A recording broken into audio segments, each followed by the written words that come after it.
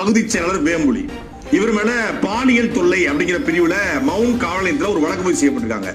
தாவேகாவோட பகுதி செயலாளர் ஒரு பொய் வழக்கா இருக்க வாய்ப்பு கிடையாது. ஆளுங்கட்சி அவங்க பொய் வழக்கு போட வாய்ப்பு இல்லை. அப்ப விசாரிச்சு பார்க்கும்போது அந்த ஆலந்தூர் பகுதியில் ஒரு உடற்பயிற்சி கூடத்தில் வேலை செய்யக்கூடிய ஒரு பெண், அவங்க கணவன் கிடையாது, அதனுடைய பிள்ளையோடு சிங்கிள் பேரண்டா அதே பகுதியில் வசிச்சு வராங்க. ஒரு உடற்பயிற்சி கூடத்தில் மேலாளராக அவங்க பணி செய்யறாங்க.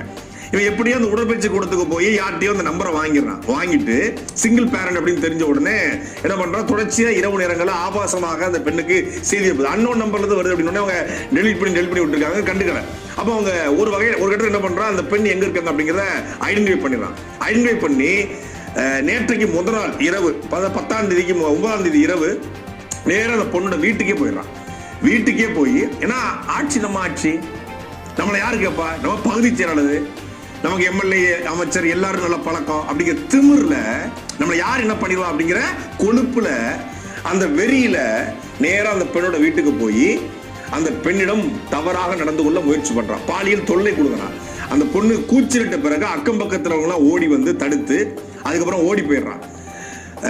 நேரடியாக மவுண்ட் காவல் நிலையத்தில் அந்த பெண் வந்து போய் புகார் அளிக்கிறாங்க. அந்த ஆபாச சேட்டுகள், அவனுடைய வாட்ஸ்அப் உரையாடல்கள் எல்லாத்தையுமே கொண்டு, ஆபாசமாக அனுப்பின செய்திகள் எல்லாத்தையுமே கொண்டு போய் எடுத்து கொடுக்குறாங்க. அப்புறம் சிசிடிவி ஃபுட்டேஜ் எல்லாமே அவன் வீட்டுக்கு வந்தது எல்லாமே பதிவாயிருக்கு, எல்லாத்தையும் எடுத்து கொண்டு கொடுக்குறாங்க. காவல்துறை வழக்கு பதிவு செய்யப்படுது.